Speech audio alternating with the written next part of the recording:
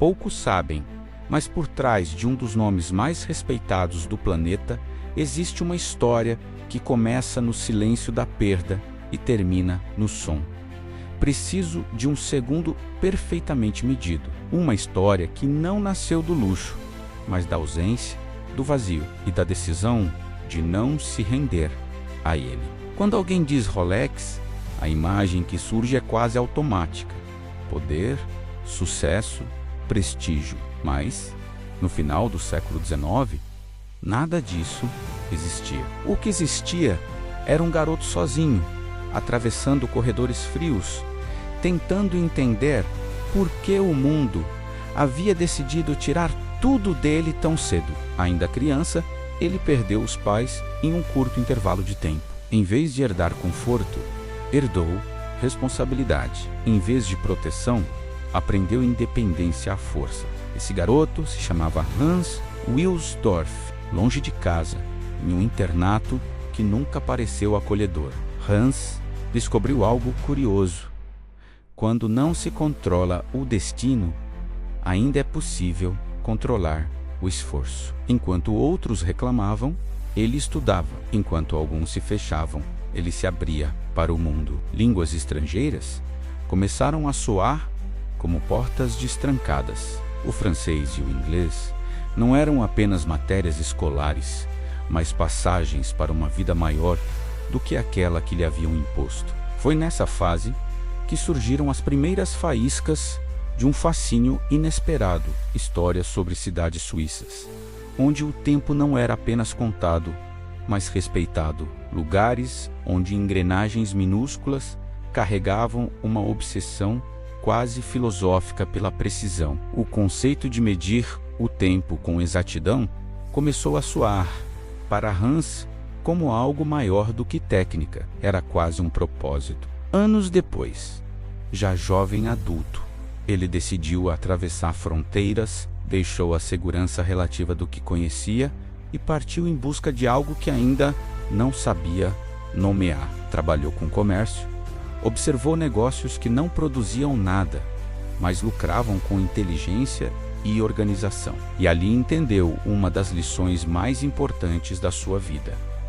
Valor não está apenas em fabricar, mas em entender o que o mundo realmente precisa.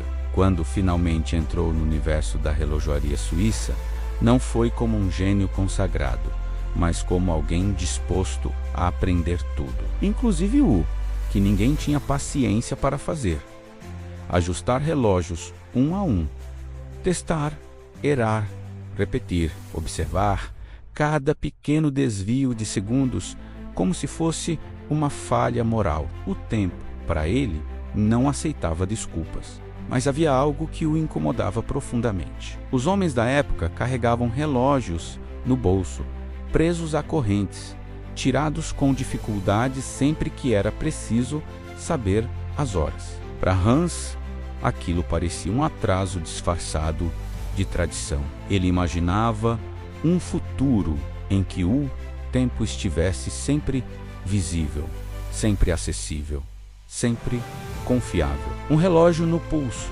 preciso como os grandes cronômetros, mas prático o suficiente para a vida real. A ideia soava absurda para muitos. Relógios de pulso eram vistos como frágeis, imprecisos, quase um adorno. Hans viu neles uma revolução. Com o apoio de um parceiro que acreditou mais na visão do que nos números, nasceu uma pequena empresa. No início, era apenas um nome em papéis e caixas sendo transportadas entre países. Mas havia algo diferente ali. Uma obsessão silenciosa por fazer melhor do que todos os outros. Melhor não no sentido de luxo, mas de confiabilidade. Foi então que Hans percebeu que sua criação precisava de um nome à altura da ambição. Algo curto, elegante, fácil de pronunciar em qualquer idioma. Um nome que coubesse perfeitamente em um mostrador sem excessos. Assim surgiu o Rolex, um som simples, mas carregado de intenção.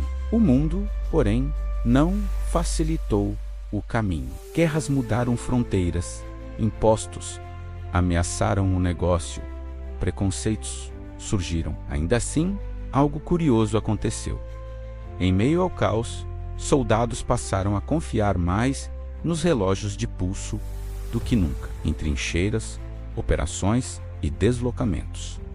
Saber a hora certa podia significar sobrevivência, e aqueles relógios continuavam funcionando. A reputação cresceu, certificados de precisão começaram a surgir. Pela primeira vez, um relógio de pulso era tratado com o mesmo respeito que os grandes cronômetros científicos. O impossível começava a se tornar rotina, mas Hans não parou aí. Ele acreditava que um relógio só seria verdadeiramente confiável se pudesse enfrentar o mundo real sem proteção. Água, poeira, suor, frio, tudo aquilo que destruía mecanismos delicados precisava deixar de ser uma ameaça. Após anos de testes e tentativas, surgiu um modelo que mudaria a indústria para sempre. Um relógio hermeticamente selado, resistente à água. Para provar isso, Hans fez algo que ninguém esperava. Colocou o relógio onde todos pudessem ver submerso, em vitrines com água, entre peixes vivos, funcionando normalmente. E depois, no pulso de uma nadadora que enfrentou águas geladas por horas, o relógio resistiu. A história correu o mundo. A partir daí, a marca passou a acompanhar feitos humanos extremos, voos em grandes altitudes, recordes de velocidade, explorações em condições limite, não como patrocínio vazio, mas como teste real. Cada desafio era uma pergunta silenciosa. Você aguenta? E repetidamente, a resposta era sim. A vida pessoal de Hans, no entanto, conheceu novas perdas. Quando sua esposa morreu, ele transformou o luto em estrutura. Criou uma fundação e tomou uma decisão incomum. A empresa jamais seria vendida, jamais abriria capital. O lucro serviria para sustentar a própria missão. O tempo, mais uma vez, não seria refém de pressões externas. Com o passar das décadas, novos modelos surgiram, datas automáticas dias da semana no mostrador, relógios feitos para o fundo do mar. Cada inovação parecia simples depois de existir, mas exigiu anos de obsessão antes de nascer. Quando Hans Wilsdorf morreu, deixou algo raro, uma marca que não dependia mais dele, mas carregava sua filosofia em cada detalhe. A precisão como valor, a resistência como promessa, o tempo como algo que merece respeito. Hoje, Rolex vale bilhões, mas sua verdadeira riqueza não está nos cofres, e sim na confiança. Confiança construída, segundo, ao longo de mais de um século. No fim das contas, talvez essa seja a maior ironia da história. Um órfão, que perdeu tudo muito cedo, decidiu dedicar a vida a dominar o tempo. E conseguiu.